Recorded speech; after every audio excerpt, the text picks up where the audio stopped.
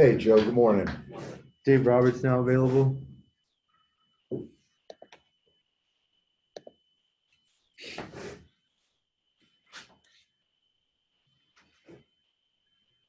Is Alana back?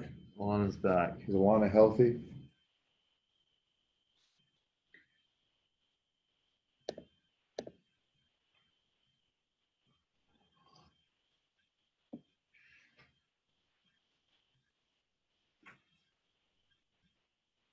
First questions from Alana Rizzo. Go ahead, Alana. Good morning, Dave. Question for you thank you, sir.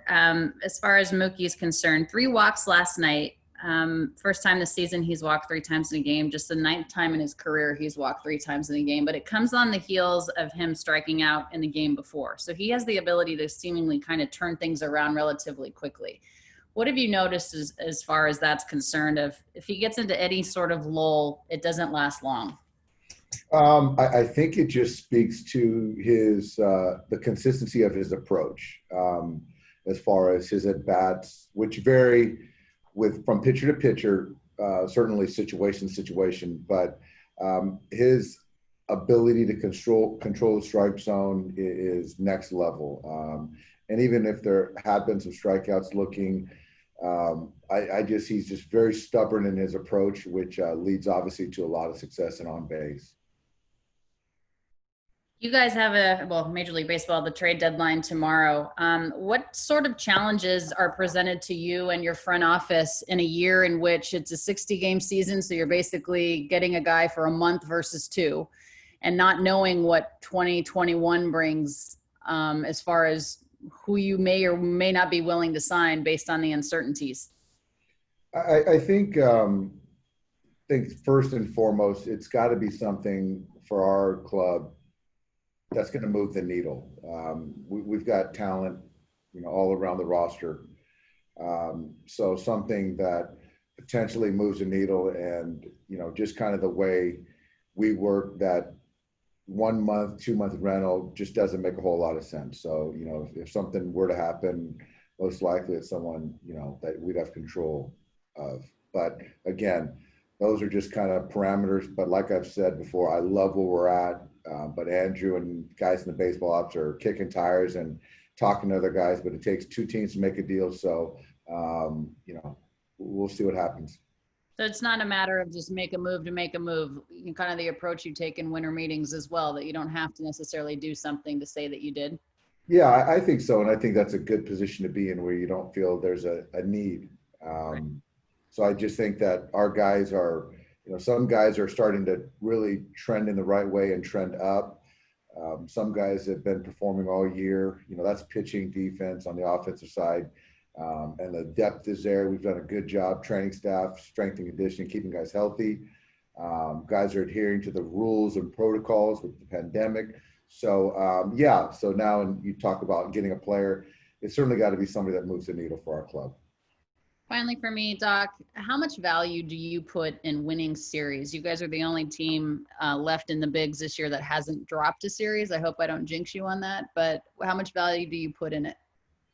A lot. I think that number one, we're just trying to win as many games as possible. But when you talk about winning series, you continue to win series and you'll ultimately be the champion. So that kind of mindset of winning series is certainly at the forefront of our minds, and that's the goal every time we go into a series. Thank you. Yep. Next question is from Dave Baez. Go ahead, Dave. Good morning, Dave. Good morning, Dave. I was curious if Mookie has mentioned his feelings about wearing 42 in a Dodger uniform this weekend. Has he said anything to you? You know what? There's just been a lot of talk, in the past couple of weeks, certainly this week. So I know how he feels about it, but I haven't really brought it up, because we're kind of answering a lot of questions and thoughts from a lot of people from different angles and directions. But I can certainly say how, it's an all moment for him to be wearing 42, Jackie's number, in a Dodge uniform. I know that. Dave, as far as your bullpen goes, it feels like that 3 minimum batter rule hasn't affected your relief pitchers. Is it because of them individually, or is it because of the pitchers you identified to be able to handle the new parameters of pitching in relief this year? It's a combo. I think that one is the talent, and you got to give credit certainly to the individual pitchers. And the other part of it is that those guys understanding to have weapons to get left and right out. And the other part is Josh Barr's done a great job of instilling the kind of culture in the pen, as far as when you get the baseball, you pitch, and whether it's an up-down situation to kind of combat the 3-batter minimum. Our guys have done that, so that's not an issue with our pen. So it's a combo, but to each man, those guys, Dave, have done a great job. Is Baez progressing in the right direction?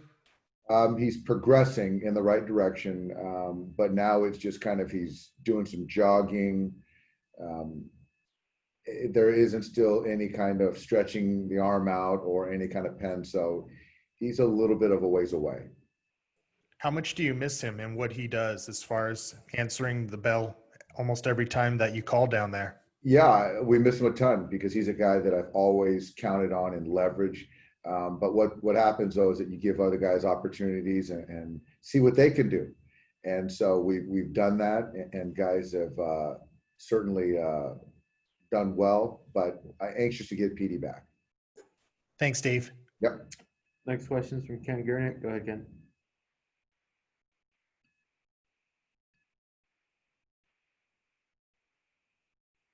Go ahead, Ken. Dave, on Ross Stripling, obviously he's been giving up home runs on the fastball, and he did it again last night toward the bottom of the order. And he was throwing a lot of first pitch fastballs first time through. Is that an indication of tipping or sequencing or something else? I think I don't think it's tipping. I think it's sequencing is one part of it, where I think you saw that second time through he was mixing his sequences up better, and also it's a command thing. So Ross is, throughout his entire career has been has had very good command, but this year the fastball command just hasn't been located well. But I thought the second time through he did a really nice job. Thanks. Next question is from Bill Plunkett. Go ahead, Bill.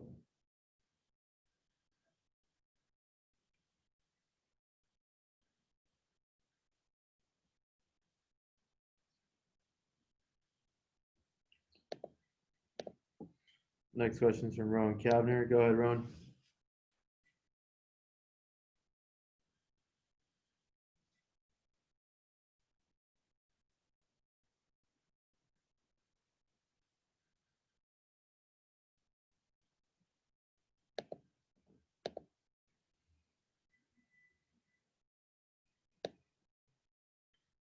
Next question is from Jorge Castillo. Go ahead. Hey, Dave, you guys have the next 2 days after today list your starting pitchers listed. Who's that third day? Have you guys made a choice? No.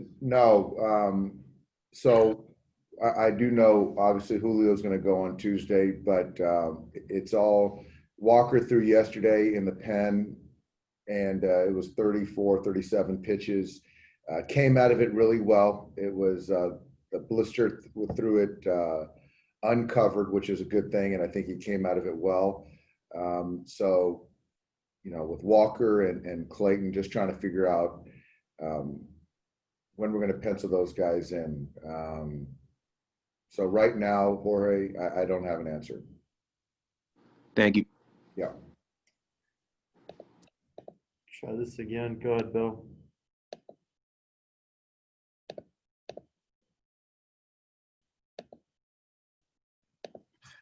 Sorry about that, guys. Wi-Fi dropped. Hey, Bill. Morning, Dave. 2 days in, what do you think of the new stadium and the way it suppresses offense? I think the stadium is great. I think they did a great job as far as kind of the playing surface, all the stuff around the locker room. Certainly, it definitely suppresses offense. I'll be interested to see how long it takes for these guys to move the fences in. It's completely contrasting the old ballpark at Arlington, the way that played. But unless you're going to have a defense that kind of lends itself to, covering ground in the outfield. But they did a great job.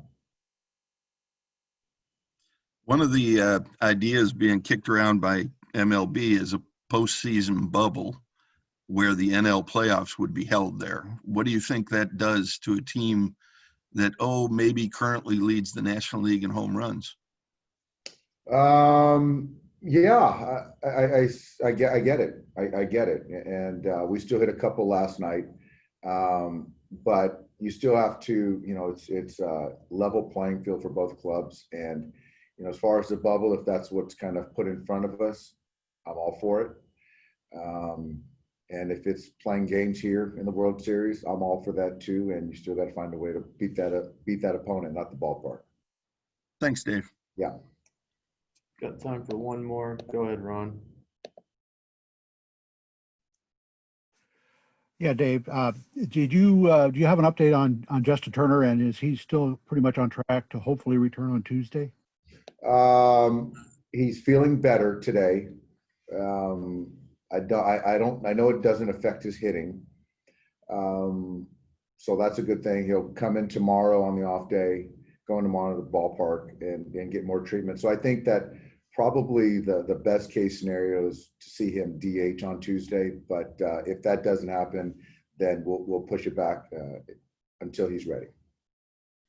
Thanks, Dave. Thanks, everybody. Thanks, guys.